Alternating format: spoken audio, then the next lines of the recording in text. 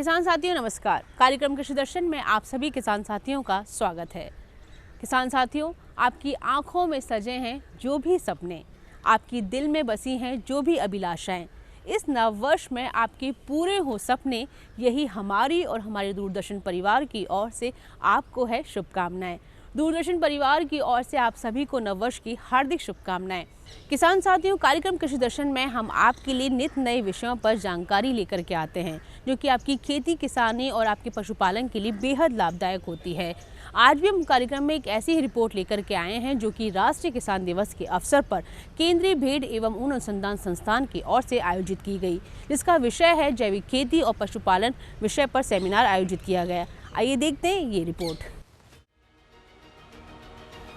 राष्ट्रीय किसान दिवस के अवसर पर केंद्रीय भेड़ एवं ऊन अनुसंधान संस्थान अविकानगर द्वारा जैविक खेती एवं पशुपालन पर राष्ट्रीय सेमिनार का आयोजन किया गया। कार्यक्रम में क्षेत्र के करीब 1000 किसानों को आमंत्रित किया गया।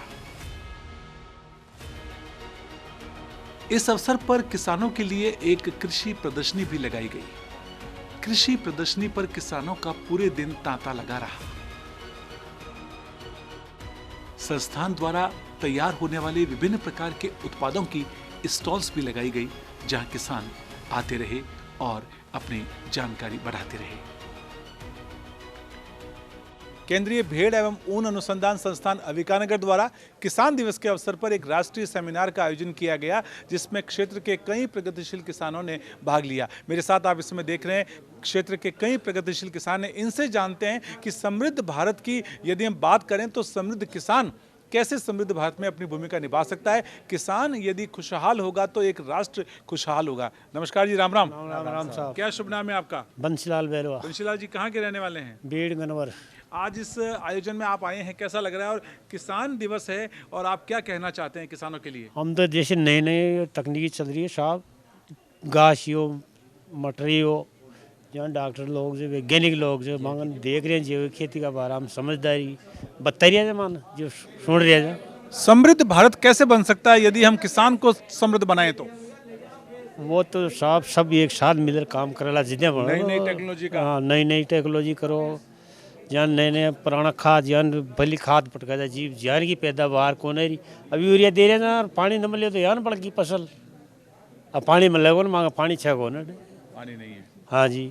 बंशीलाल जी का ये कहना है कि नई नई तकनीकी को अपनाकर, नई आधुनिक खेती को अपनाकर समृद्ध किसान बन सकता है, ताकि समृद्ध भारत बन सकता है। आइए जानते हैं एक और किसान भाई से। नमस्कार जी, राम राम। नमस्कार साहब। क्या शुभ नाम आपका? राम कुमार बेरवा साहब, बीड़ गनवर।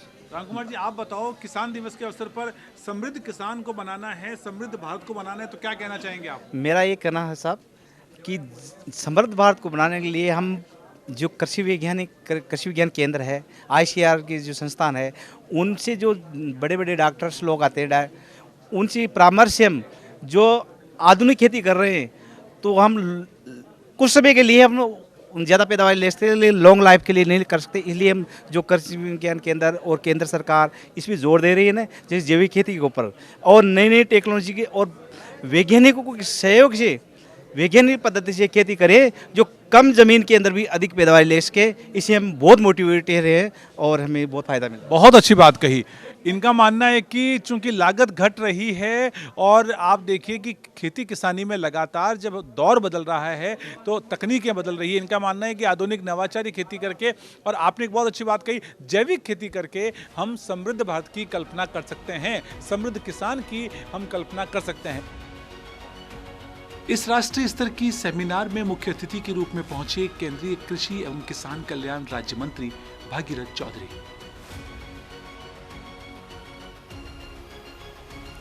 इस अवसर पर संस्थान के निदेशक डॉक्टर अरुण तोमर, भारतीय किसान संघ के अध्यक्ष बद्री नारायण चौधरी, पूर्व विधायक जीतराम चौधरी, जन स्वास्थ्य अभियांत्रिकी मंत्री कन्हैयालाल चौधरी समेत कई विशिष्ट अतिथि मौजूद रहे।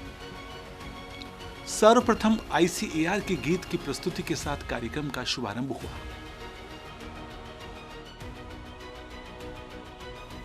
संस्थान की तरफ से अतिथियों का पारंपरिक रूप से स्वागत एवं अभिनंदन किया गया।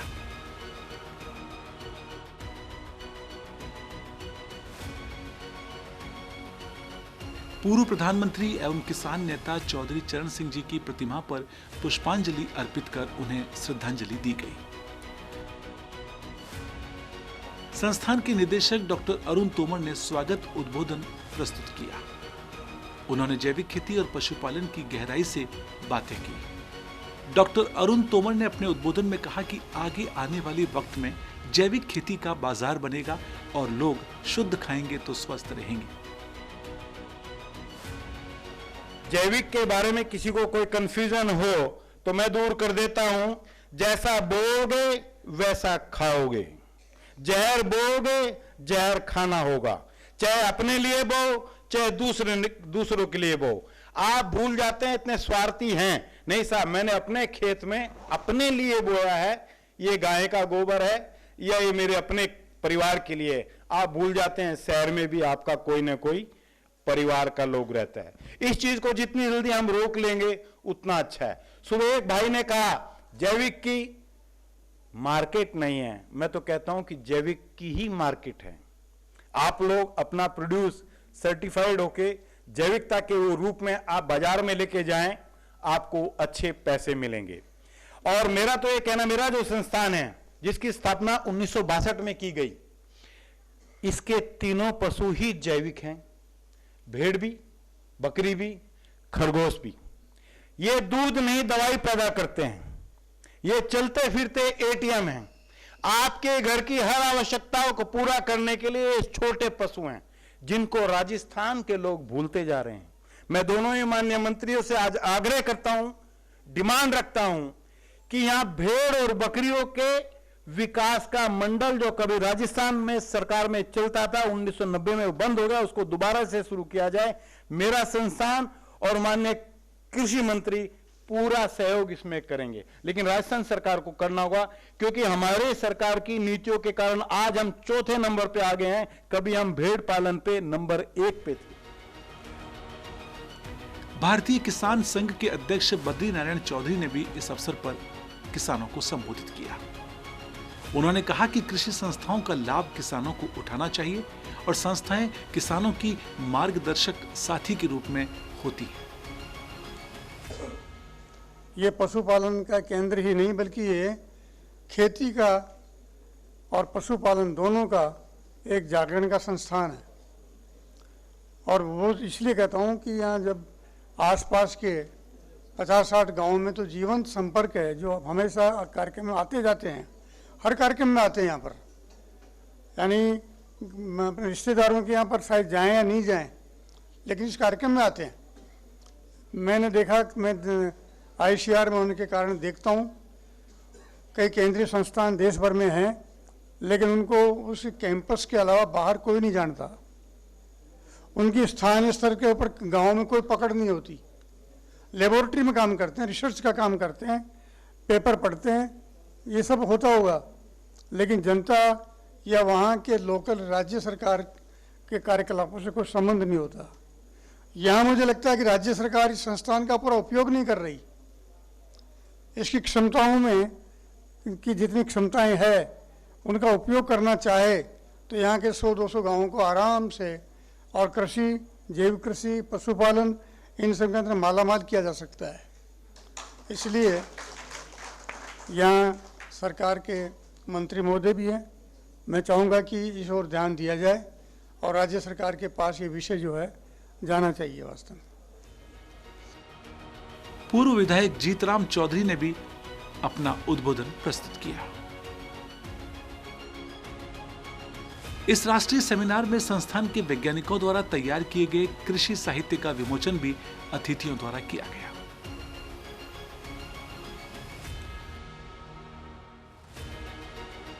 जन स्वास्थ्य अभियांत्रिकी मंत्री कन्हैयालाल चौधरी ने अपने उद्बोधन में कहा कि किसानों की आमदनी बढ़ाने के लिए केंद्र सरकार और राज्य सरकार लगातार प्रयास कर रही हैं। उन्होंने अपने उद्बोधन में सरकार की मुख्य किसान हितैषी योजनाओं का भी जिक्र किया। हम सबका मकसद एक है कि भारत कृषि प्रधान देश है। किसान की आमदनी बढ़ेगी, किसान संपन्न होगा तो देश संपन्न होगा। आजादी के बाद से कई सरकारों ने चाहे कांग्रेस की हो चाहे भारतीय जनता पार्टी की हो, हमेशा किसानों के लिए भला करने के काम करते रहे। बाकी किसान का जो बेनिफिट होना चाहिए किसान के लिए, चौधरी चरण सिंह जी ने जो पहल की, जिस तरह से किसान को मजबूती देने का काम किया, कुछ समय ये प्रधानमंत्री रहे, बाकी आखिरी तक ये किसानों के लिए लड़ते रहे। इसलिए आज इनको किसान दिवस, इनके जन्म दिवस को किसान दिवस के रूप में मनाते हैं। और सबसे बड़ी चीज़, आज ऐसे मसीहा को देश के यशस्वी प्रधानमंत्री मोदी जी ने भारत रत्न देके हम किसानों के लिए एक बहुत गौरव की बात की। इसके लिए भी मैं आदरणीय देश के यशस्वी प्रधानमंत्री मोदी जी को धन्यवाद देता हूं, हम सब किसानों की तरफ से, कि उन्होंने जो किसानों के लिए हमेशा लड़ने वाले ऐसे व्यक्ति को आपने भारत रत्न दिया। किसान की आमदनी बढ़ाने के लिए जितनी सरकारों ने काम किया उससे 10 गुना काम पिछले 10 सालों के अंदर देश के यशस्वी प्रधानमंत्री मोदी जी ने किसान की आमदनी बढ़ाने के लिए अनेक प्रयास किए। चाहे किसानों की ज़मीन की जांच करना हो, स्वास्थ्य की मृदा स्वास्थ्य कार्ड देना हो, चाहे किसान का फसल बोने के बाद में अच्छे बीज देना हो, किसान का कहीं नुकसान हो जाए तो उसका कंपनसेशन देना हो, और जिस तरह से इंश्योरेंस, कहीं इंडस्ट्री का इंश्योरेंस होता था और उसकी गारंटी होती थी, उसी तरह से कम पैसे के अंदर केंद्र का हिस्सेदारी बढ़ाना हो, राज्य सरकार की हिस्सेदारी बढ़ाना हो, और किसान से केवल 20% पैसा लेना हो इंश्योरेंस के लिए, वो भी गारंटेड, एक किसान को खेत को इकाई मानते हुए देने का जो काम किया। इसके साथ साथ किसान की आमदनी बढ़ाने के लिए समर्थन मूल्य बढ़ाने का काम भी किया। आज कई लोग सवाल उठाते कि साहब हमारा किसानों का समर्थन मूल्य कम बढ़ा। स्वामीनाथन जी की जो रिपोर्ट थी वो उसके अनुरूप काम नहीं किया। बाकी अगर हम देखेंगे तो उन्होंने लगभग उसमें 80% 90% उन्होंने इसमें काम किया। और आज मैंने देखा है कि इन 10 सालों के अंदर, विशेषकर जो हमारे इस क्षेत्र में या राजस्थान के अंदर ट्रेडिशनल फसल है हमारी, सरसों, चना, हमारे अगर हम बात करें तो मूंग वगैरह ही हमारे मैक्सिमम होते हैं। बाकी जो पिछले 10 सालों के अंदर किसान के समर्थन मूल्य, फसल का समर्थन मूल्य जो बढ़ाया, वो आज डबल से ज़्यादा कर दिया। उन्होंने लक्ष्य दिया था कि मैं 10 सालों के अंदर किसान की आमदनी डबल करूंगा। आज चाहे आप मूंग ले लो, चाहे चना ले लो, चाहे सरसों ले लो, आज आप आकलन करोगे तो लगभग डबल से ज़्यादा उन्होंने इसका समर्थन मूल्य बढ़ाया। और बढ़ाया ही नहीं, समर्थन मूल्य इसलिए लिया जाता है कि जब मार्केट के अंदर प्रोडक्शन ज़्यादा आ जाए, उत्पादन ज़्यादा हो जाए, मार्केट में अगर कम रेट में बिके तो सरकार उसको खरीदती है। और खरीदने में चाहे केंद्र सरकार की एजेंसी, चाहे नेपेड, कोई भी एजेंसी खरीदे तो उसको घाटे की गारंटी केंद्र सरकार देती है। आपको जानकर ताज्जुब होगा कि 2014 से पहले खरीद की जो गारंटी थी वो सिर्फ 5,000 करोड़ रुपए की थी। आज पिछले मार्च के बजट से पहले तक आज वो गारंटी बढ़ा के 55,000 करोड़ रुपए करने का काम किया। ये सबसे बड़ा योगदान किसानों के हित में है। इस अवसर पर क्षेत्रीय प्रगतिशील किसानों को सम्मानित किया गया।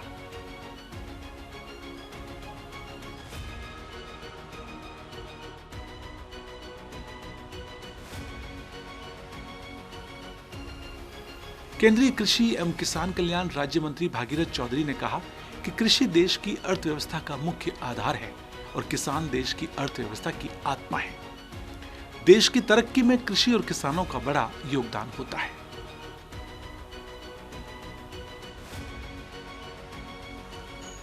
चौधरी चरण सिंह वो शख्सियत थे जिन्होंने कहा इस देश की खुशहाली खेत और खलियान से गुजरती है। ये देश कृषि प्रधान देश है। कृषि देश की रीढ़ की हड्डी है। किसान उसकी आत्मा है। किसान के आय के 2 स्रोत हैं, खेती और पशुधन। आज हमारा देश का अन्नदाता किसान सबसे अधिक मेहनत करता है। नहीं तो कार्य करने की आयु सीमा है, बूढ़े से लेकर बच्चे तक महिलाएं रात और दिन काम करती है, कोई समय सीमा नहीं है और न कोई आयु सीमा है। और ये कह सकते हैं कि इस देश का अन्नदाता किसान जो कृषि भी करता है और पशुधन भी रखकर इस देश को आगे बढ़ाने के लिए जो कार्य कर रहा है, मैं कह सकता हूं इस देश का गांव का जो किसान है, जो पशु भी पालता है, वो बड़ा महान है। और इसकी वजह से आज हमारा देश जो आगे बढ़ रहा है उसमें किसानों का बहुत बड़ा योगदान है। दूसरे शब्दों में कहूं तो किसान जो 145 करोड़ जनता का पेट भरता है, यदि उसको कोई उसकी उपज का मूल्य देते हैं तो एक सातवाना पुरस्कार है। दुर्भाग्य रहा इस देश का, 1947 में हमारा देश आजाद हुआ, आज 77 वर्ष पूरे हो गए हैं, पर इस देश का किसान अभी भी संघर्ष कर रहा है। रात दिन मेहनत करने के बावजूद भी जो उसको फल मिलना चाहिए वो फल नहीं मिल पा रहा है। परंतु सौभाग्य है कि हमारे देश के यशस्वी प्रधानमंत्री नरेंद्र भाई मोदी जी ने 2014 से लेकर 2024 तक, चाहे किसान सम्मान निधि देने की बात हो, चाहे एमएसपी बढ़ाने की बात हो, जो 10 साल में उन्होंने कहा कि किसान की दुगनी आमदनी होनी चाहिए, आज एमएसपी 2 गुने, 2.5 गुने और 3 गुना तक बढ़ी है। राष्ट्रीय किसान दिवस के अवसर पर आयोजित इस राष्ट्रीय सेमिनार में केंद्रीय भेड़ एवं ऊन अनुसंधान संस्थान अंबिकानगर के साथ फार्मर संस्थान ने भी अपना पूरा योगदान दिया। कार्यक्रम संस्थान के साथ फार्मर संस्थान ने मिलकर किया। इस अवसर पर केंद्र के वैज्ञानिक डॉक्टर लीलाराम गुर्जर को यंग साइंटिस्ट अवार्ड से सम्मानित किया गया। किसान भाइयों, इस प्रकार के आयोजन निश्चित रूप से किसानों में एक चेतना का भाव पैदा करते हैं, किसानों को लाभकारी खेती करने के लिए प्रेरित करते हैं और साथ ही किसानों को आधुनिक और परंपरागत खेती से हटकर नवाचारी खेती करने की दिशा में आगे बढ़ाते हैं। राष्ट्रीय किसान दिवस के अवसर पर यह आयोजन भी निश्चित रूप से किसानों के लिए काफी यादगार रहा। किसान भाइयों को चाहिए कि इस प्रकार के आयोजनों में आगे बढ़ चढ़कर हिस्सा ले और अपना कृषि ज्ञान बढ़ाए। किसान साथियों, उम्मीद करते हैं कार्यक्रम में दी गई जानकारियों का आप बेहद लाभ उठाएंगे, अपनी खेती किसानी, अपनी पशुपालन में इससे आय प्राप्त करेंगे। अगर आप चाहते हैं कि आप हमें कोई सुझाव दें या आप हमें पत्र लिखें, तो पत्र लिखने के लिए हमारा पता है कार्यक्रम कृषि दर्शन, दूरदर्शन केंद्र, झालावाड़ डुंगरी, जयपुर। आप हमें ईमेल भी कर सकते हैं। ईमेल करने के लिए हमारी ईमेल आईडी है krishidarshanjaipur@gmail.com। और उम्मीद करते हैं कि आज का कार्यक्रम आपको बेहद पसंद आया होगा। आपसे फिर होगी मुलाकात एक नए विषय के साथ। हमें दीजिए इजाज़त। नमस्कार।